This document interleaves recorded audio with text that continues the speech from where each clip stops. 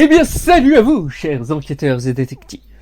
Oui, aujourd'hui, c'est Détective Défension pour d'argent et de sang. Alors, oui, je sais, un livre existe à ce nom, fait par Fabrice Ali. Et comme il le dit, oui, c'est réel et tout ça, mais non, je prends le même nom, mais je ne vais pas du tout en parler.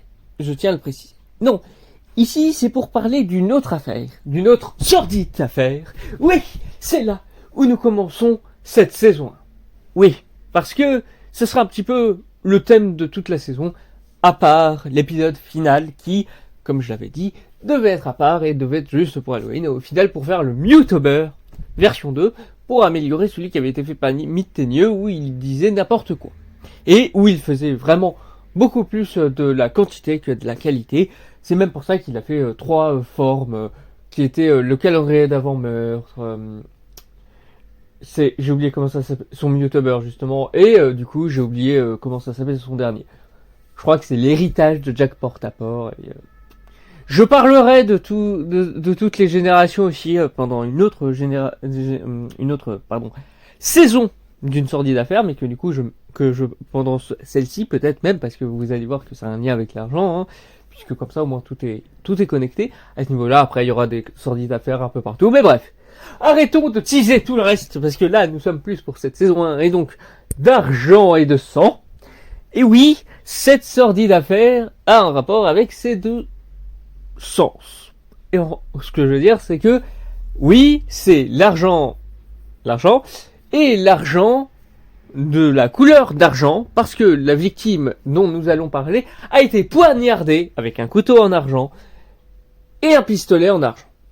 Et c'est même comme ça que j'ai réussi à découvrir qui avait tué, en fait. Parce que, en fait, il y avait du sang, mais de partout.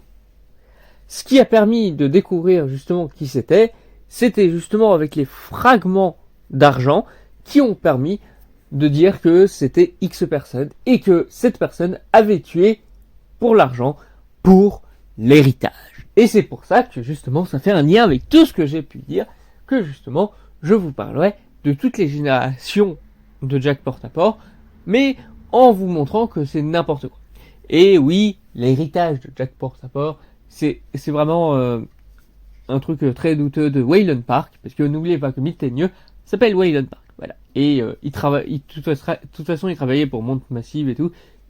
Il en est devenu un peu fou, donc on l'a mis aussi un peu dans l'asile pendant un temps, voilà. Et oui, il a voulu faire publier plein de trucs, n'importe quoi, dont l'héritage de Jack Portaport. Voilà. N'y portez pas attention. Bref, j'espère que du coup cette sordide affaire vous aura plu. Et moi, je vous retrouve dès demain pour la suite avec ce que j'ai pu vous teaser. Et oui, je me rappelle très bien pour ceux qui me demandent pourquoi je ne parle pas des gamams. Ne vous inquiétez pas, c'est dans les plans quand même. Allez, parce que il faut bien parler de l'héritage entre ce que c'était initialement et ce que c'est devenu justement avec mon patron. Voilà, je vous dis au revoir bien sûr, mais j'espère que cette vidéo d'aujourd'hui vous aura plu. Et moi je vous dis out, bye.